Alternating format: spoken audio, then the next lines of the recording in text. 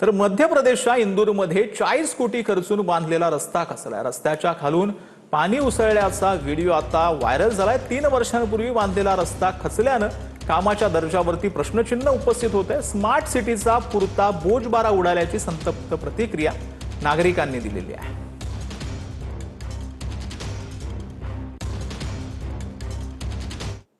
तर लडाख येथील जोजिला पाज जवळील आता मिनी मार्ग चेकपोस्ट वरती सुरक्षेच्या कारणास्तव गाड्या थांबवल्यानं संतापलेल्या एका महिला पर्यटकानं सैन्यांशी वाद घातलेला आहे। वाद घालताना आम्ही जेन्झी आहोत असं म्हणणाऱ्या या महिलेचा व्हिडिओ सध्या सोशल मीडियावर व्हायरल झाला। 5 तास ट्रॅफिक मध्ये अडकल्याचा दावा करत या महिलेने इतर पर्यटकांनाही सुरक्षा कर्मचाऱ्यांविरोधात एकत्र येण्याचं आवाहन केलं।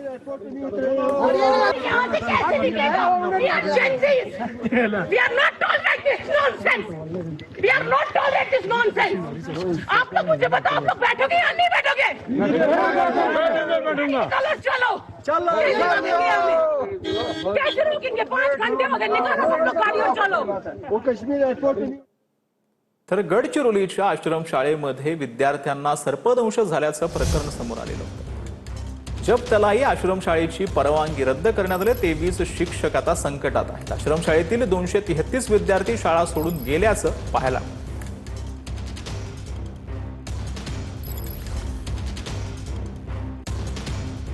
तर गडचिरोलीच्या आश्रमशाळेतील परवानगी आता रद्द करण्यात आली, त्यामुळे 23 शिक्षक संकटात सापडलेले आहेत।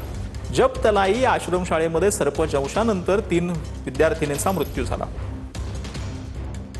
गडचिरोली जिल्ह्यातील सामूहिक सर्पदंश घटनेतील हीच ती आश्रमशाळा जपतलाई आश्रमशाळा। TV9 ची टीम ग्राउंड झिरोवर आहे। शाळेच्या कायमस्वरूपी परवानगी जी आहे ते रद्द करण्यात आलेली आहे।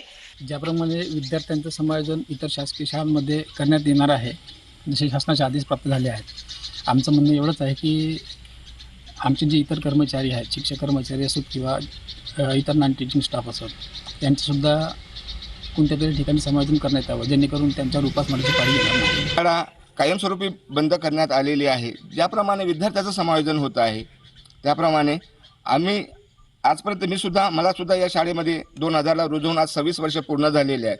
आणि 26 वर्षानंतर ही दुर्दैवी घटना घडल्यानंतर आम्हाला हे अशा या परिस्थितीला सामोरं जावं लागत आहे। आजपर्यंत इथे काम केली, मला कोणत्याही प्रकारची अडचण आलेली नाही।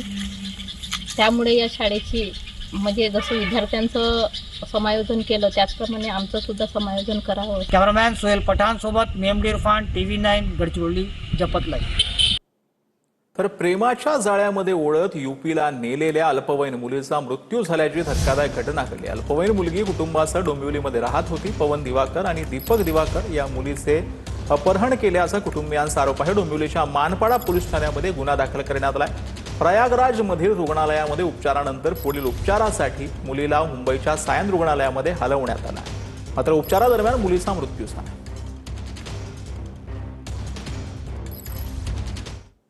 तर सणासुदीच्या काळामध्ये साखरेच्या दरात मोठी वाढ झाली। 18 दिवसांमध्ये साखरेच्या दरात 18 रुपयांची वाढ झाली। मुंबईत साखर प्रति किलो 65 रुपयांवर पोहोचले। मिठाईसह इतर खाद्यपदार्थांचे दरही वाढण्याची शक्यता आहे। सणासुदीच्या दिवशीच पुन्हा एकदा महागाई वाढलाय, कारण की त्याचा फटका आता सर्वसामान्याला बसलाय।